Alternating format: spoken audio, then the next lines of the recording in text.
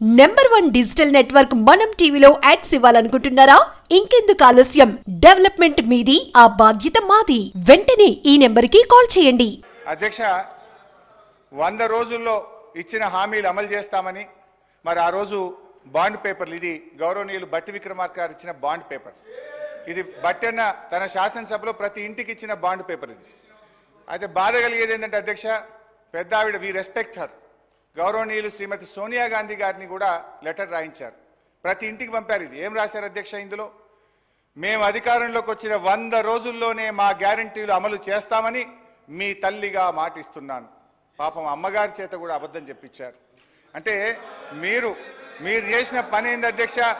సోనియా గాంధీ గారి చేత లెటర్ రాయించి ఆ అమ్మగారి ప్రతిష్టకు మసకబారే విధంగా చేశారు. రాహుల్ గాంధీ పరువు తీశారు, బాండ్ పేపర్ ఇజ్జత్ తీసేసింది అధ్యక్ష మీరు. అధ్యక్ష, ఈరోజు తీరా 6 గ్యారంటీల అమలుకు చట్టబద్ధత చేస్తారని ప్రజలు పాపం ఎంతో ఆశగా ఎదురు చూశారు. కానీ జరిగింది ఏమిటంటే అధ్యక్ష, ఆశగా ఎదురు చూస్తున్న ఆ ప్రజల కళ్ళల్లో దుమ్ము కొట్టారు. ప్రజలను పక్కదో పట్టించేందుకు మొదటి అసెంబ్లీ సమావేశాల్లో వాళ్ళు ఏదైతే 6 గ్యారంటీలకు చట్టబద్ధత కల్పిస్తారనుకున్నామో అది లేకుండా శ్వేతపత్రాల పేరిట మొదటి శాసనసభలో కపట నాటకం ఆడారు. చట్టబద్ధత ఏమైందని అడుగుదామందంటే రాహుల్ గాంధీ గారు అయితే ఢిల్లీలో ఉంటారు. చట్టబద్ధత హామీ ఏమైందో ఏ కాంగ్రెస్ నాయకులు కూడా దాని గురించి మాట్లాడరు. ముఖ్యమంత్రి గారిని అడుగుదామంటే ఆయనను, గౌరవ ముఖ్యమంత్రి గారిని మాట్లాడిచ్చే వశం కాదు అధ్యక్ష. ఆయనను మాట్లాడిస్తే ఇక ప్రతిపక్షం మీద రగిలిపోతారు, ఫ్రస్ట్రేషన్తో పగిలిపోతూ మాట్లాడుతుంటాడు. ఆయన మాటలు ఎట్లుంటాయంటే అధ్యక్ష, ఆయన మాటలు పేగులు మెడలేసుకుంటా, కనుగుడ్లతో గోటీలాడుతా, లాగుల తొండలు జొర్రగొడతా, పండబెట్టి తొక్కుతా, గోసి ఊడగొడతా, లాగులు ఊడగొడతా అంటూ రాక్షస భాషలో చెలరేగిపోతుంటే పాపం సామాన్య ప్రజలు ఈ ముఖ్యమంత్రి గారిని చట్టబద్ధత ఏమైంది, 6 గ్యారెంటీలు ఏమైందని అడిగే ధైర్యం ఉంటుందా అధ్యక్ష? అధ్యక్ష, హరీశ్రావు గారు బడ్జెట్ పైన మాట్లాడండి. ఇది నేను మాట్లాడలేను, గౌరవ సభానాయకుడు అన్న మాటలే యాద్ చేసిన. బడ్జెట్ ఉన్నదా అది? అయితే అధ్యక్ష, ఓకే అధ్యక్ష, ప్లీజ్ అధ్యక్ష. అయితే అధ్యక్ష, ఒకరోజు గౌరవ ముఖ్యమంత్రి గారు అల్లూరి సీతారామరాజు గారి కార్యక్రమానికి వెళ్ళారు హైదరాబాద్లో. నేను అనుకోకుండా టీవీ చూస్తున్నాను. అల్లూరి సీతారామరాజు గారి జన్మదిన కార్యక్రమం అనుకుంటా వెంకయ్య నాయుడు గారు వేదిక మీద ఉన్నారు. ఆ వేదికలో మాట్లాడుతూ వెంకయ్య నాయుడు గారు, కొంతమంది ప్రముఖులు, రాజకీయాల్లో భాష బాగలేదు, రోజు రోజుకు దిగజారిపోతుంది, బడ్జెటే దిగజారిపోతుంది అంటే ముఖ్యమంత్రి గారు ప్రామిస్ చేసిండు ఆ రోజు, ఇక ఈ ఆలటి నుంచి నేను భాష మార్చుకుంటా, మంచిగా మాట్లాడతా అన్నాడు. కానీ మార్చుకోలేదు. సరే అధ్యక్ష, ఓకే అధ్యక్ష, ఐ రెస్పెక్ట్ యూ అధ్యక్ష. అధ్యక్ష, నేను అధ్యక్ష, వారట్లా మాట్లాడినా మాకు అభ్యంతరం లేదు అధ్యక్ష. మా బాధల్లా ఆ ముఖ్యమంత్రి కుర్చీకుండే గౌరవం పెరగాలి, ఈ రాష్ట్రం యొక్క ప్రతిష్ట మసకబారద్దనేదే మా తాపత్రయం తప్ప వేరే లేదు. ఒక చిన్న ఎగ్జాంపుల్ చెప్తా అధ్యక్ష. గ్రూప్ 2 ఉద్యోగాల కోసం నిరుద్యోగులందరూ కూడా రోడ్ల మీదకి వచ్చి వాళ్ళు వాయిదా వేయాలని అడిగితే గౌరవ ముఖ్యమంత్రి గారు ఏమన్నారంటే, ఎవరైనా వాయిదా వేయమని అడిగేది, సన్నాసులు అడుగుతున్నారు వాయిదా వేయమని అన్నారు. అన్నాక 3 రోజులకే వాయిదా వేసింది. మరి ఇప్పుడు ఎవరు సన్నాసులు అంటే? నేను అనేది ఏంటంటే అధ్యక్ష, దయచేసి అట్లా మాట్లాడకూడదు. అదేవిధంగా మోతీలాల్ అనే ఒక నిరుద్యోగి నిరాహార దీక్ష చేస్తే ముఖ్యమంత్రి గారు ఏమన్నారంటే, ఆయన అప్లికేషనే పెట్టలేదు, ఆయనకు అసలు హాల్ టికెటే లేదు అన్నాడు. తెల్లారైన 3 హాల్ టికెట్లు బయట పెట్టిండు. ఎవరి గౌరవం దెబ్బతిన్నది? మేమనేది ఒక ముఖ్యమంత్రి స్థాయిలో ఉన్నప్పుడు బాధ్యతాయుతంగా మాట్లాడితే రాష్ట్ర గౌరవం బాగుంటుంది, వారికి కూడా మంచిగా ఉంటుంది. ముఖ్యమంత్రి గారి రాజకీయ రొదలో, తిట్ల దాడిలో 6 గ్యారంటీల చట్టబద్ధత ఏమైంది మహాప్రభు అనే. 1 మినిట్ ఒకటి సార్, గౌరవ సభ్యుడు హరీష్ రావు గారు దాదాపు 1.5 గంట అయింది సార్ మాట్లాడబట్టి.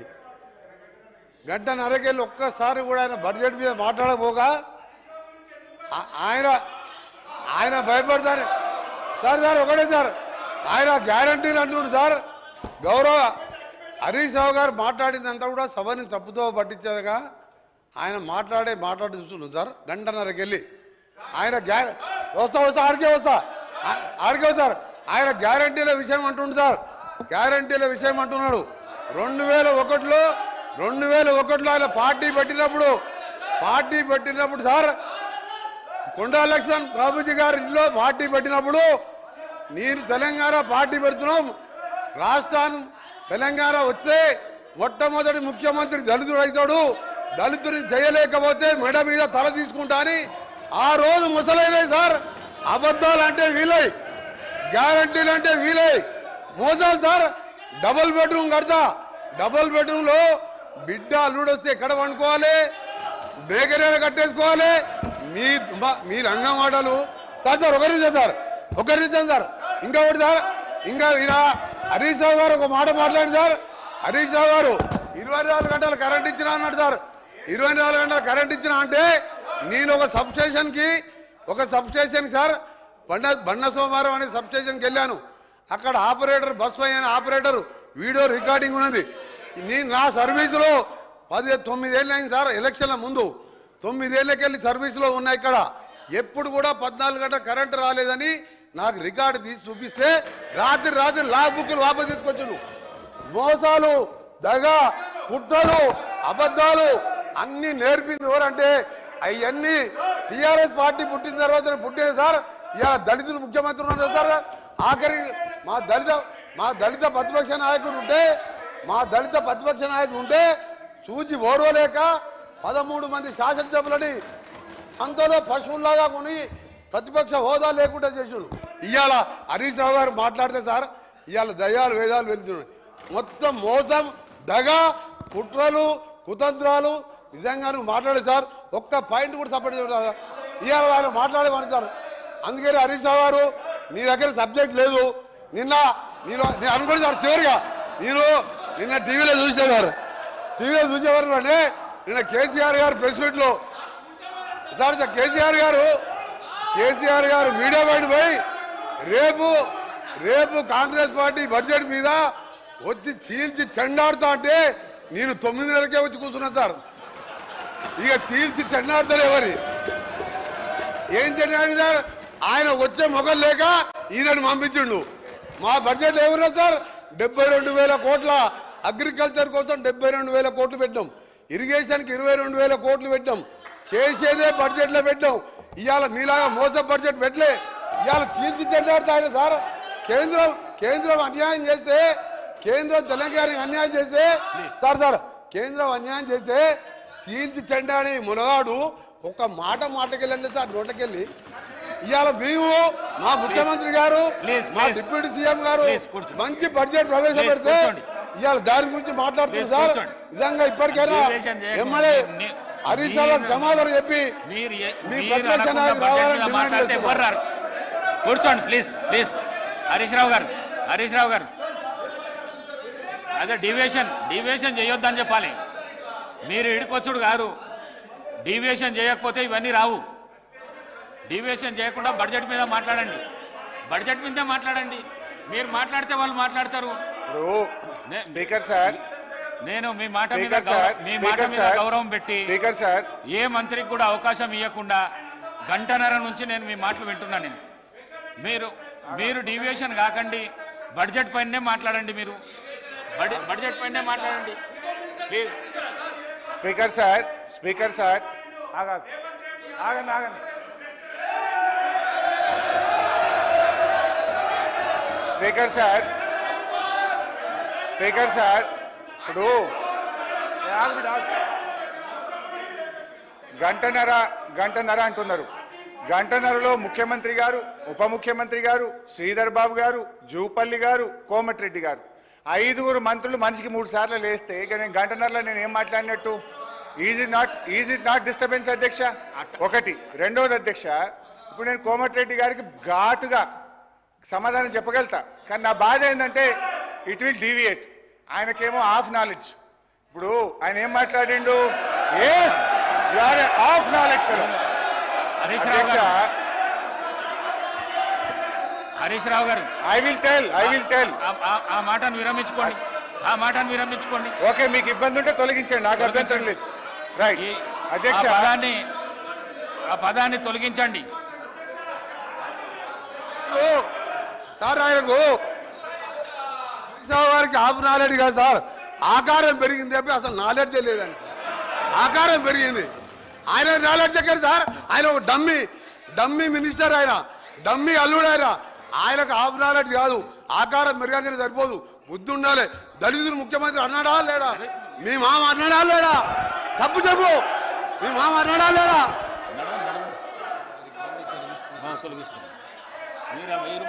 స్పీకర్ సార్, ఇదే కోమటిరెడ్డి వెంకటరెడ్డి గారు 50 కోట్లకు పిసిసి అధ్యక్ష పదవి కొనుక్కున్నారు రేవంత్ రెడ్డి గారని ఈయనే చెప్పింది కదా సార్.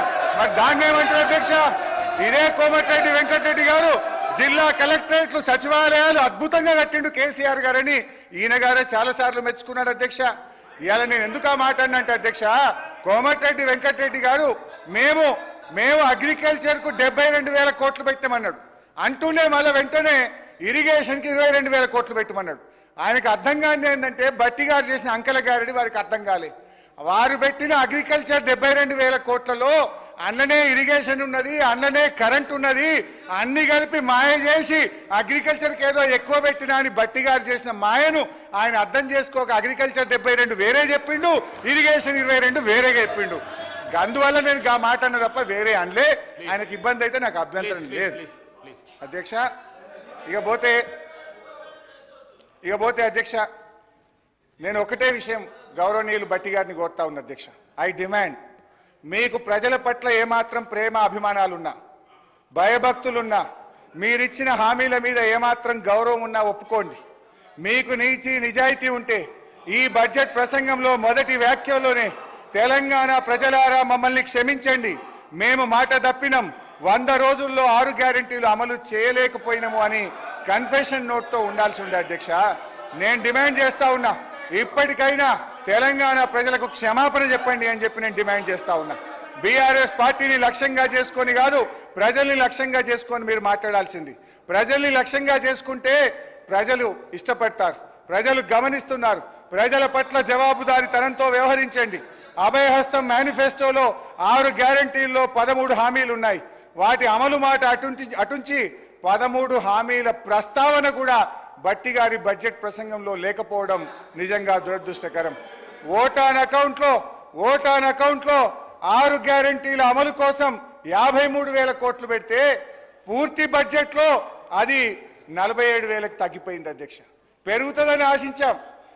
ఓటాన్ అకౌంట్లో 53,000 కోట్లు పెట్టి పూర్తి స్థాయి బడ్జెట్లో 6 గ్యారెంటీల అమలుకు కోత పెట్టి 47,000 కోట్లకు తగ్గించారు అధ్యక్ష. ఇవాళ మీరు ఇచ్చిన హామీలు ఒకసారి గమనిస్తే ఎన్ని డోకాలు చేసింది అధ్యక్ష. డోకా లేకుండా తెలంగాణ ప్రజలకు ఒక్కటన్ను అమలు చేసింది అధ్యక్ష.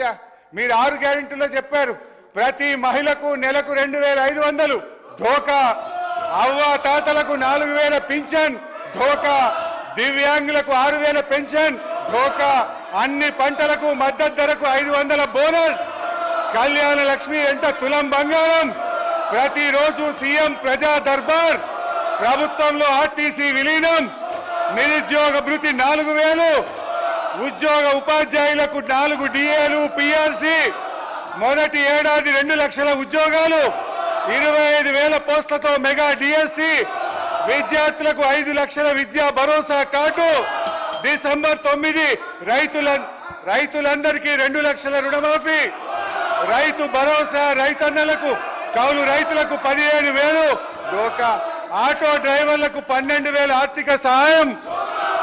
డోకా డోకా డోకా కాంగ్రెస్ పార్టీయే ఒక పెద్ద డోకాగా మారింది అధ్యక్ష. మహాలక్ష్మి కాంగ్రెస్ మేనిఫెస్టోలో మొట్టమొదటి హామీ మహాలక్ష్మి పథకం. దాంట్లో మహిళలందరినీ ఆకర్షించి ప్రధానమైన అంశం, ఆ మహిళలకు నెలకు 2,500 చెల్లిస్తామని ఆ రోజు చెప్పారు అధ్యక్ష. కానీ అధికారంలో వచ్చి 8 నెలలు గడిచిపోయింది.